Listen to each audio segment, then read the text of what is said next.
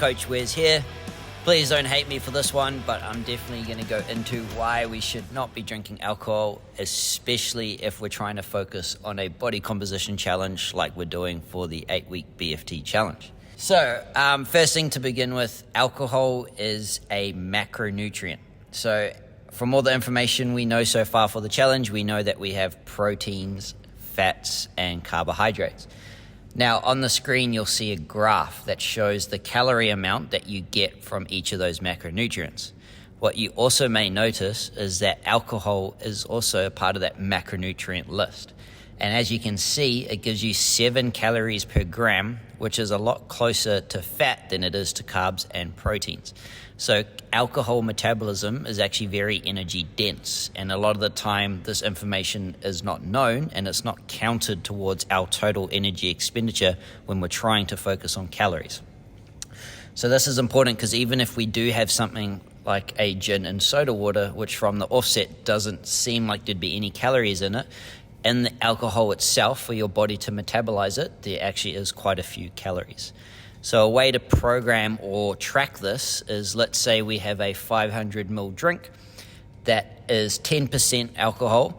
That gives us 50 mils, or in exchange 50 grams. And then we times that by 7 for the calorie amount per gram. So that gives us 350 calories in just one drink. So imagine if we're having a couple of those each night, those calories will add up.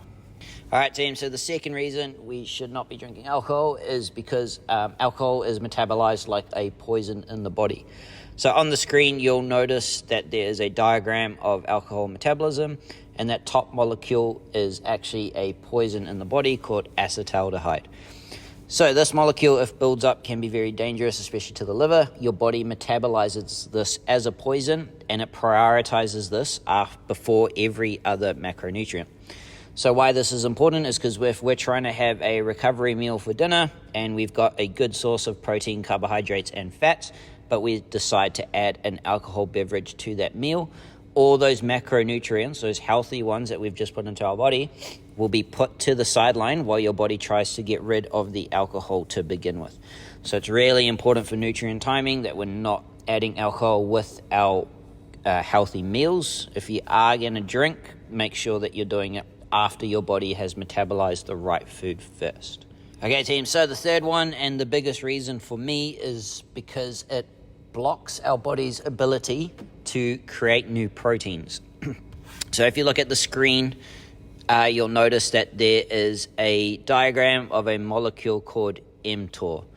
So what mTOR is, it's the cell signaling pathway in the muscle cells that tells it to build new proteins to repair and grow. So alcohol is a direct inhibitor of this molecule. So when alcohol is present in the system, your cells will be less likely to grow and repair new proteins.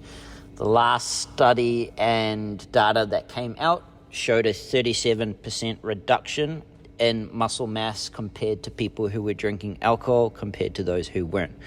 Now, if you can imagine, this is important for us as we're most likely already in a calorie deficit. We're trying our best to hold onto muscle and repair it even in low calories. So it's really important for us that we don't make that situation worse by adding in alcohol as a direct inhibitor to that. All right, team, so the fourth and final reason is because it's also a direct inhibitor of the hormone that promotes water recycling. So in the kidneys, we have a hormone that's released from the brain, goes to the kidneys. It's called vasopressin. So what this hormone does is it opens up pores in the kidneys so that your body is able to recycle water.